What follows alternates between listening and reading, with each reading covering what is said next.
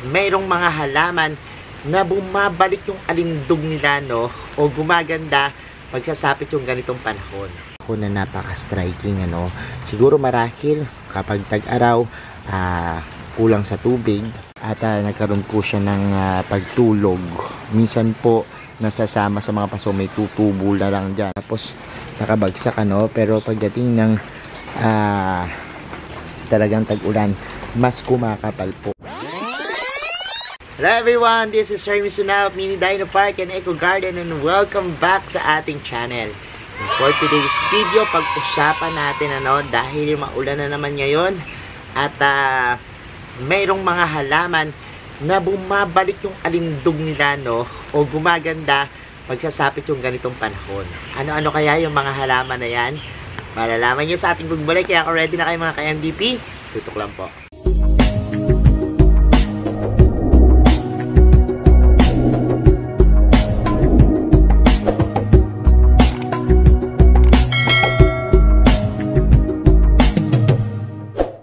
And we're back mga ka-MVP at ngayon nga pong araw na ito pag-usapan natin, ano, nung mga nakakaraang panahon, meron kayong mga halaman na pumangit, nagkaroon ng mga sunog yung dahon nila dahil sa tindi ng araw.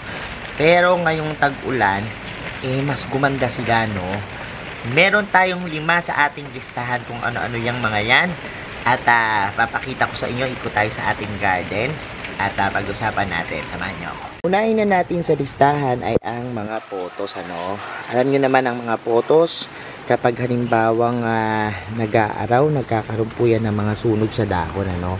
At itong aking mga photos, napansin ko na kapag sasapit yung ganitong panahon, mas gumaganda sila at nagiging fresh, no? Ito rin yung times kung saan pinapakapit ko sila sa mga poste, pwede rin po sa mga coco pole o sa kahit na anong mga makakapitan dito sa garden para mapalaki ko yung dahon nila.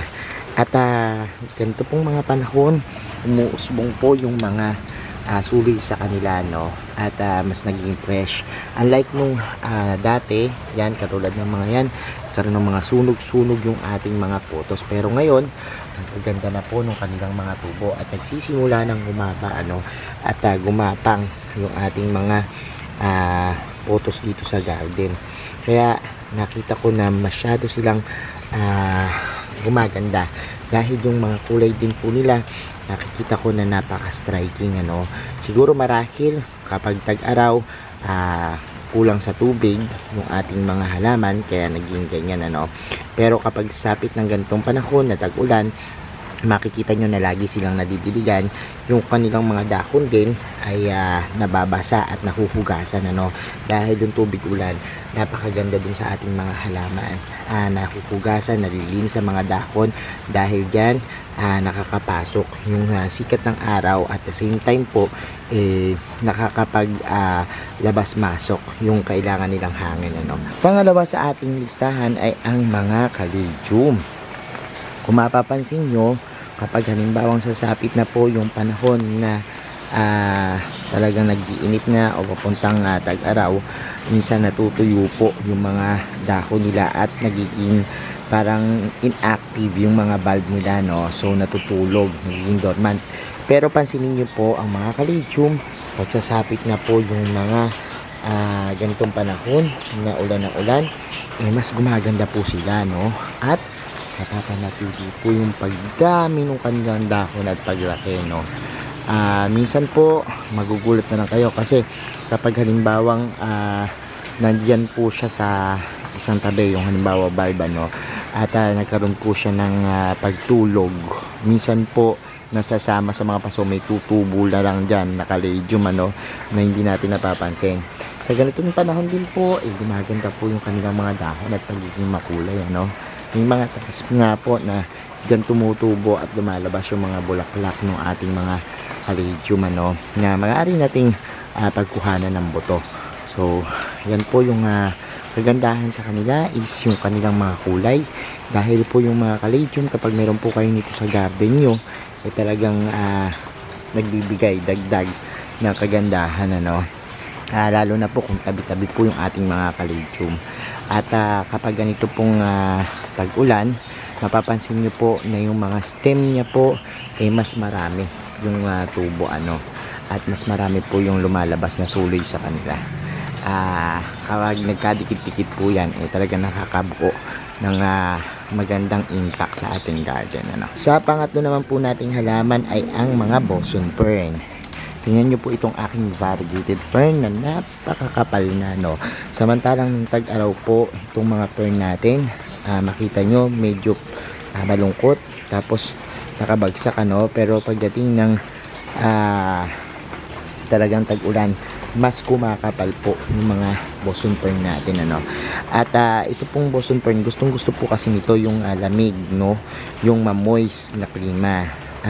Although nabubuhay ito sa tropical na country, kapag halimbawa pong sasapit yung tag-ulan, ito po yung chance niya para labas ng panibagong mga strands na nagiging sanhi po para mas kumapal siyang tingnan.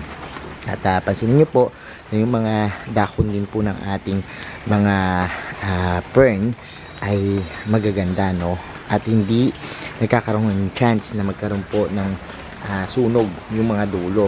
Kasi po katulad po nito nung tag-araw, nakita ko po yung mga fern ko talaga pong napakarami pong sunog yung mga gilid niya, at ang ginawa ko lang po, ginupit-kupit ko lang po sila, tapos po yan, nung magtatag-ulan na, may mga lumalabas na panibagong mga dahon na nagiging sanhi para magmukhang bulky yung tingnan siya, So ito po yung time din po na dapat mag-propagate, kapag ganito na yung panahon, ito yung oras para magpadami tayo ng fern.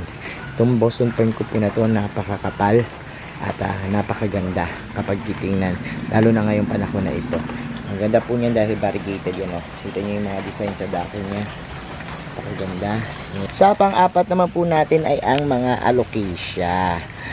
Actually, ang mga alocasia po parang maitutulad din natin sa mga caladium, kasi ang mga dako niya parang taro na lahi, at ang mga alocasia minsan kapag halimbawa pong natutulog din yung mga bulb, ay nalalagasan din po yan ng mga dahon, So makita nyo po na minsan yung mga dahon po nila nauubos na unti-unti, kapag sasapit ang tag-araw. Pero kapag halimbawa po na dumating yung ganitong panahon, yan po naglalabasan yung kanilang mga magagandang dahon, at kung mapapansin nyo rin po, mas makikintab yung mga dahon nila, kapag sasapit po yung ganitong panahon. Nagugulat nga po ako kasi may times po na hinahanap ko yung aking mga alocasia dito sa garden, biglang tutubo na lang sila bigla, at yan, makikita mo na ang gaganda ng mga dahon nila, For example, itong ating alocasia na to, natira na lang po dyan, ayan, kita nyo, mga bulb na lang, pero now, ayan, may mga tumutubo na naman, at kumakapal na naman yung kanyang mga dahon. At kapag ganyan panahon na kumakapal na yung mga dahon niya, papunta na po yan sa pagpapaganda, At sa panghuling-huli naman po nating halaman, itong mga philodendrons. Kung mapapansin niyo po yung mga philodendrons, ito po yung mga halaman na lumalaki talaga yung trunks, gumagapang, at talaga namang lumalaki yung mga dahon nila. And pagsasapit po yung tag-ulan, ito po yung pinaka the best para sila pagandahin, dahil po mas enough yung water na nabibigay sa ating mga philodendrons. At kapag halimbawa po nakita nyo, ito kasi mga philodendrons, yung mga dahon pa lang yan, lumalaki na yung mga dahon yan na mahigit na mga kamay na ganyan, makikita nyo na kailangan niya ng tubig, even yung kanyang mga trunks, dahil ito'y maraming mga stem, enough na water ang kailangan.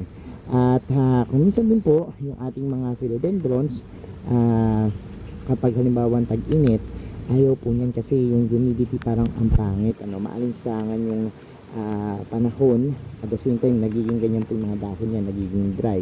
Pero pag sapit naman po ng tag-ulan, na maganda na yung humidity at presko ang hangin, merong mga hangin na talagang dumadaloy sa ating mga kabahayan, sa ating paligid, mas gumaganda po sila, no?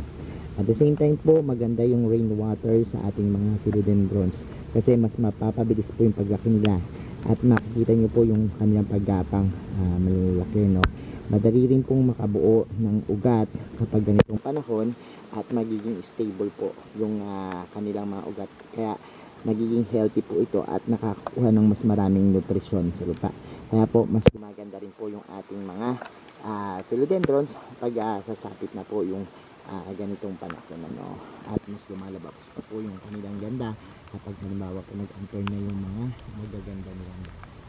So yan po yung ating isa sa ating nalaman na talagang mas gumaganda pag ulan yung mga philodendrons. So ayan, actually marami pa pong halaman na gumaganda kapag umulan. Ilan lamang yan, ano? At kapag ganitong panahon naman, talagang makikita natin yung plants natin na talagang nag-evolve, no? Talagang mas nagiging lush, nagiging marami yung dahon niya, kumakapalan. At yan, magandang senyales po yan, ano? Pero ito po mga binanggit ko, ito yung mga kadalasan pumapangit din sa tag-init, pero bumabalik yung anindog nila kapag tag-ulan. So thank you so much sa inyong panonood ngayong araw na to. Sa mga hindi pa po nagsasubscribe sa ating YouTube channel, kung bet na bet nyo po yung ganitong usapan, Lands and Gardening, mag-subscribe na po kayo. Huwag nyo po kalimutang i-hit yung notification bell para laging updated sa aming latest uploads. At po sa iba't iba nating social media accounts sa ating TikTok, Instagram, Facebook pages, search na po Hermes Sunako or Mini Dino Park and Garden. Nakikita nyo na yan. Salamat ang maraming mga ka-MTP, and this is Hermes Sunako nagsasabi sa inyo ng planting. Bye!